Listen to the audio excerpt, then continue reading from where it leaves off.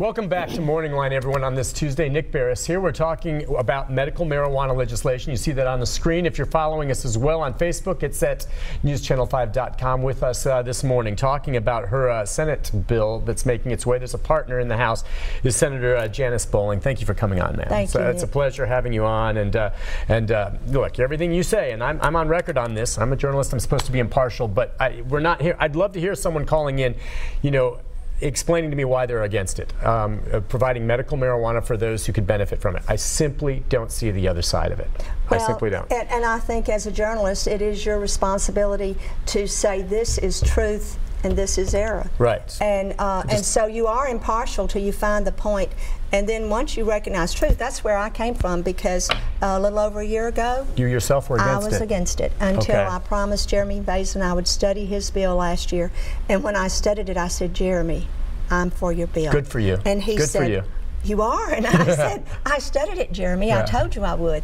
And I was on judiciary, so it would have come before us. I had the responsibility to study it. I just think you are the perfect person to push it. Why? Because most people look at you and they're going to say, well, now she probably isn't. You can just figure she probably would have been against this.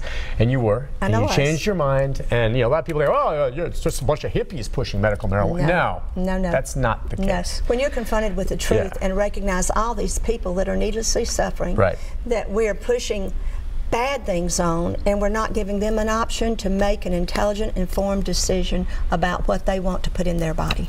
Gotcha. All right, let's go next to Donna. Donna, good morning. Hi, Donna. Hi, how are you? Good. What's on your mind? I just wanted to say that I really like y'all, and thank you for letting me be on here, and I really support what she's doing. That I think it's a wonderful thing, because there are so many drugs out there that are hurting people. There's no other option for them but the painkillers. And marijuana is like a miracle drug. It helps nausea, everything, pain, anxiety. I have real bad anxiety myself, and it's gotten so bad I can't even go to the store unless I smoke first. Do you get the sense, and I think a lot of people are just going to echo your sentiments, do you get the sense if this were to pass that the governor would sign it? I have the sense that I've left my bill with the governor last week, and I had given it to his staff, and I know Governor Lee, and I know he's a man of integrity. Seems open-minded a bit. He is a farmer. He's a business person. Right. He's a Christian, and his Christianity does not mean, not this, not this, not this. It is a love of people, and it is a compassion, and he has that. And I think once he realizes that, in Tennessee, we are just one of 17 states that still have it as illegal, and we are forcing our people to take things that we know can kill them while denying them things that we know scientifically can help them. There's no intellectual honesty there, there's no moral clarity there, and Governor Bill Lee is an intelligent person, and he is a moral person, so I think he will see this.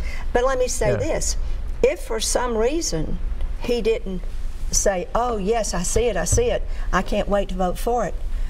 If it passes through both chambers with a convincing vote, and once it gets to the floor, it's already gone through all these committees. So that is showing that the committees are where they could get the stumbling blocks. That's exactly right. And so at that point, if he didn't feel he could sign it, he can let it become law 10 days on his desk. Yeah, meaning that he doesn't have to take a stand one way or the other, and he can just let it be the will of the people. The will of the people in the General Assembly. Very good point. All right, let's go next to Jacqueline. Jacqueline, good morning. Hi, Jacqueline. Hi.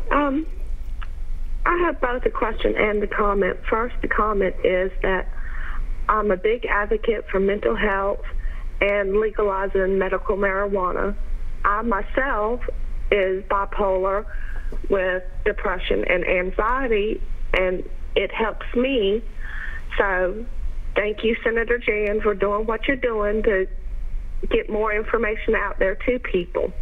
My question also for you is, with the mental health community, has there been more research done to help them to possibly get off their lithium and their Xanaxes and Klonopins to help with anxiety, depression, or whatever?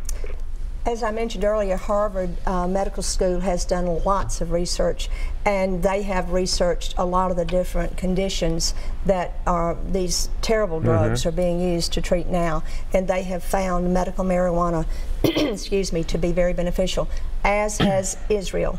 And as I said earlier, our tax dollars have been paying for that research overseas, that had to take place overseas because it was controlled in America.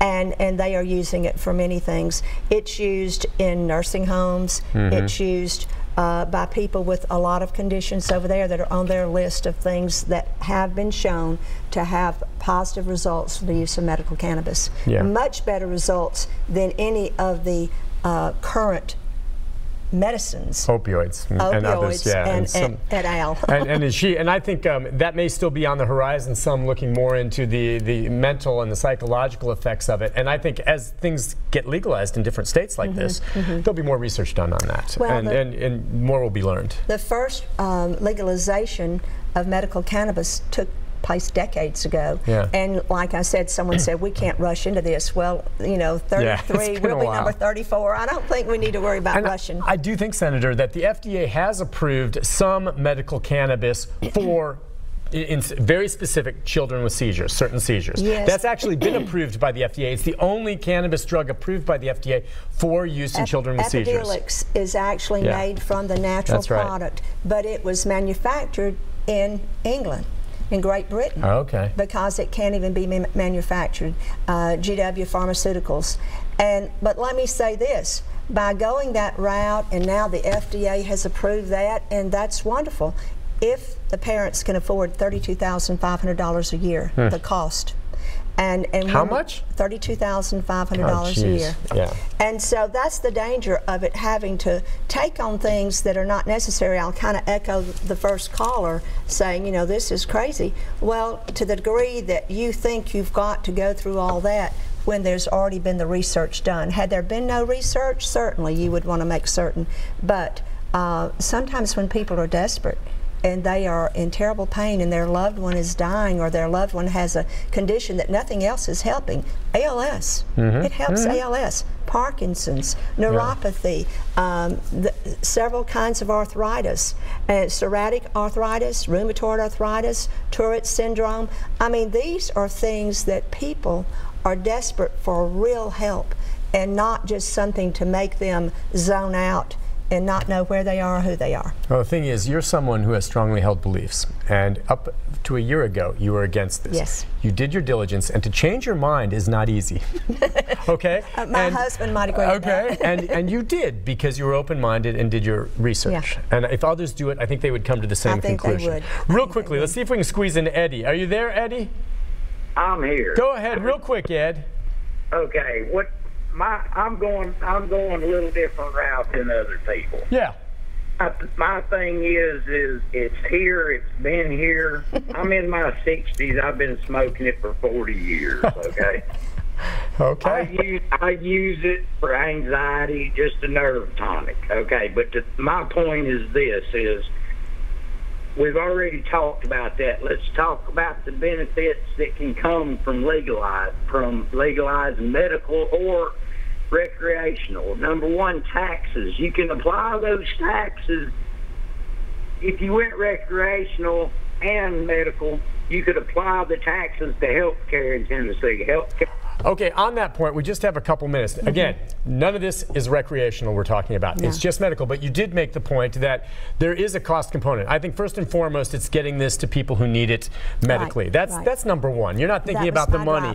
But beyond that, if it does happen, it will mean some financial impact for the state. It will. The licenses are not cheap, because you need the person that can follow through and make sure they have the security, all the things that are there. But the irony of it, the things that we're doing in our bill that will give people those assurances, we're acting like for the first time on day one when we legalize medical cannabis, the first piece of marijuana will come into Tennessee. Well, Nick, I've got news for folks. If this isn't a news flash to you, I have 7 rural counties, and there's marijuana grown in every You know county. what I like? We all know what's happened to the tobacco industry in this state. An acre of tobacco 5 grand maybe. An acre right now in Tennessee of hemp that's made into CBD can bring $25,000 or more. I'm just saying that if medical marijuana gets into this mix as well, it means money for farmers. It means money for farmers. It does mean money into our general fund. It means money into law enforcement. It means money into research. So this is a win, win, win, win, win. But more importantly, the people of Tennessee will win because now they can take a product that might make them dizzy, might make them nauseous, if they overdose on it. And there has never been a documented case of a death caused by an overdose of marijuana, medical or otherwise, and that's a DEA statistic. She's exactly right. Let me just wrap with this. If this passes, and it's not a slam dunk by any means, but if it does, realistically, how long would it take after the governor signed it or it just went through before medical marijuana would become a reality in the state and patients could access it? November 2020. Senator, it's been a real pleasure. Anytime you're available to come talk about this as it moves through, we'd love to have you on if you want to bring some of your colleagues. But I think hopefully we educated a lot of folks this morning. I hope, we had a lot of calls. Apologize we didn't get to all the calls, but we'll have her on again. But thank you again, ma'am, for coming on. It's a real pleasure. Thank you. I'll take a break, be back with a programming note right after this. Stay with us, everyone.